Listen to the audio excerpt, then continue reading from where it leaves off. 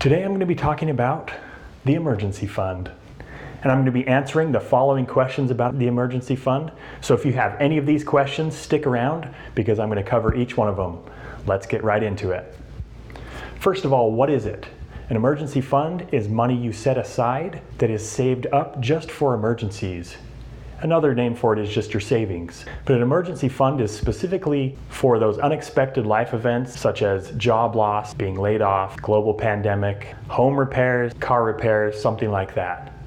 When you have unexpected events happen in your life, you need to have some savings or an emergency fund to cover it. So that's what an emergency fund is. Savings that you have for unexpected events that happen in your life.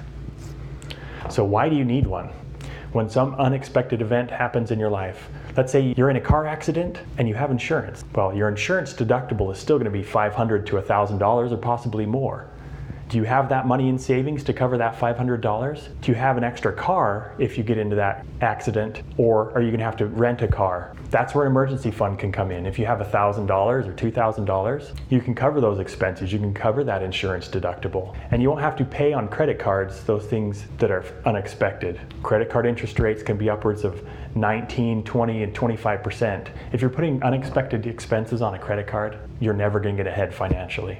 So with an emergency fund, you're probably wondering where you should keep it. There are a lot of different ideas on this, but the key one is you need to be able to get to this money quickly and easily. You need to have money that you can pull out of a savings account or a money market account.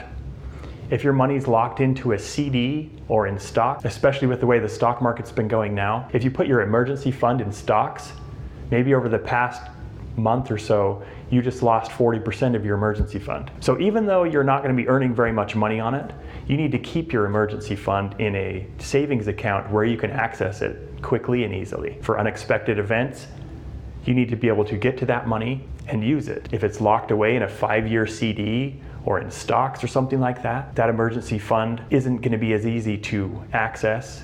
And if you just lost 40% of your emergency fund because you had it in stocks, you're not going to want to pull that out right after a huge loss in the stock market. So keep it somewhere safe. Keep it in a savings account or in a money market account that's easily accessible. But also, you don't want to keep it in the same account that you use for your everyday spending. If you keep it in the same account that you use for your everyday spending, you're going to use up that emergency fund. So keep it in a separate account that you use from your everyday spending. So how much money do you need to keep an emergency fund? If you don't have an emergency fund or a savings at all, work on getting $500. Work on getting $1,000. Once you have that set aside, that's going to give you that buffer for those smaller life events that were unexpected. After you have that and your debt's paid off and you have your finances more in order, then you really need to build up to have 3 to 6 months worth of money saved in your emergency fund or in your savings. So initially you need to get $500 to $1,000 just to cover those smaller unexpected events. But eventually you need to get to 3 to 6 months worth of your salary or your pay saved up for your emergency fund for those major events that might happen. So how can you build one quickly? One of the easiest and best ways is to do what I call the no spend month, or some people call it the spending freeze. And what does that mean? It means cut back on your spending for 30 days. Decide on those things you absolutely have to pay for, your mortgage, your rent, any car payments, minimums on your credit cards, anything like that. Everything else, stop spending. Obviously, you're still going to need food, but don't eat out for a month. Just do groceries, and over a month, you should be able to build a lot more money than you thought you were because you're only spending the absolute necessities. That's going to get you a big jump start on your emergency fund. The other thing is, it's going to teach you how much extra money you were spending and you didn't even realize it. So do a no spend month. The other thing you can do with the upcoming economic stimulus checks that are coming out, use part or all of your stimulus check.